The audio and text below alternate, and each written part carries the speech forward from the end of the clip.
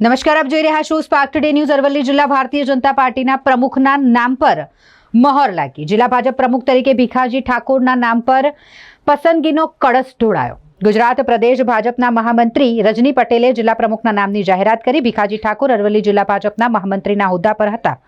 અરવલ્લી જિલ્લા ભાજપના બક્ષીપંચ મોરચાના અધ્યક્ષ રહી ચૂક્યા છે ભીખાજી ઠાકોર। અગાઉ લોકસભાની ચૂંટણી વખતે ભાજપે સાબરકાંઠા બેઠક પરથી ભીખાજી ઠાકોરને ટિકિટ આપી હતી। ભીખાજી ઠાકોરને ટિકિટ આપ્યા બાદ ઉમેદવાર બદલ્યા હતા।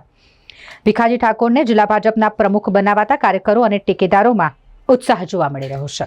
ગુજરાત પ્રદેશ ભારતીય જનતા પાર્ટી દ્વારા સંગઠનની સંરચનાની જે પ્રક્રિયા લાંબા સમયથી ચાલતી હતી અને મંડળ અધ્યક્ષોની નિમણૂક પછી જિલ્લા અધ્યક્ષ માટેની જે પ્રક્રિયાઓ હતી એ આજે આવતીકાલે અને આવનારા સમયમાં પૂર્ણ થાય એ પ્રકારની શરૂઆત આજથી કરવામાં આવી છે।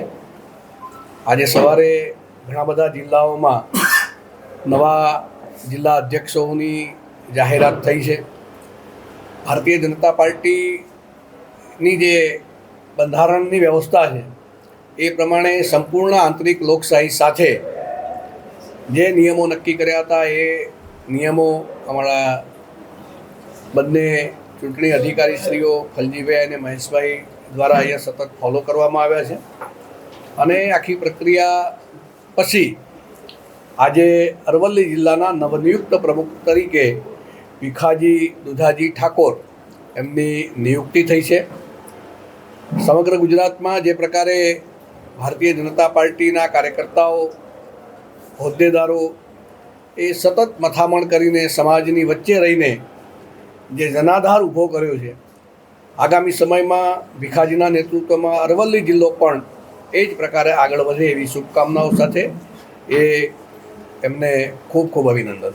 ભારતીય જનતા પાર્ટી રાષ્ટ્રીય નેતૃત્વ એટલે કે મોદી સાહેબ, અમિતભાઈ શાહ સાહેબ, જેપી નડ્ડા સાહેબ અને આપણું પ્રદેશનું નેતૃત્વ આદરણીય સી આર પાટીલ સાહેબ, આપણા પ્રદેશ સંગઠન મહામંત્રી આદરણીય રત્નાકરજી, આપણા પ્રદેશ મહામંત્રી અને ઉત્તર ગુજરાતના ઝોન પ્રભારી આદરણીય રજનીભાઈ પટેલ અને ચૂંટણી સંરચના અધિકારીઓની સાથે આજે અરવલ્લી જિલ્લાની અગત્યની જિલ્લા સંગઠન પ્રમુખની નિયુક્ત માટેની બેઠક રાખેલી હતી।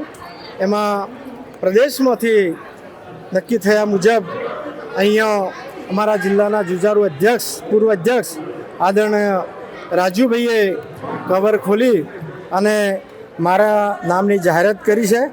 ત્યારે હું પ્રદેશ નેતૃત્વ અને રાષ્ટ્રીય નેતૃત્વનો ખૂબ ખૂબ આભાર માનું છું। સાથે સાથે જ્યારે મને આ સંગઠનની જવાબદારી મળી છે ત્યારે જિલ્લાના બધા જ કાર્યકર્તાઓને સાથે લઈ અને ગુજરાતની અંદર છેલ્લા 30 વર્ષથી ભારતીય જનતા પાર્ટીનું શાસન છે અને આપ બધા જાણો છો કે જ્યારે સરકારો બનતી હોય છે ત્યારે સંગઠનથી બનતી હોય છે અને હું મૂળ વર્ષોથી સંગઠનમાં કામ કરતાં મારે કાર્યકર્તા તરીકેની મહામંત્રી તરીકે કામ કર્યું, ઓબીસી મોરચાના પ્રમુખ તરીકે કામ કર્યું, જિલ્લા પંચાયતમાં પણ કામ કર્યું અને ત્યારે સહકારી આગેવાન પણ છું। પણ એમાંથી પણ મને જિલ્લા અધ્યક્ષ તરીકે જવાબદારી આપી છે। ત્યારે બધા જ જિલ્લાના કાર્યકર્તાઓને સાથે લઈ અને આ જિલ્લાનું સંગઠન વધુ મજબૂત બને એવા પ્રયત્ન કરીશ। અસ્તુ ભારત માતા કી જય।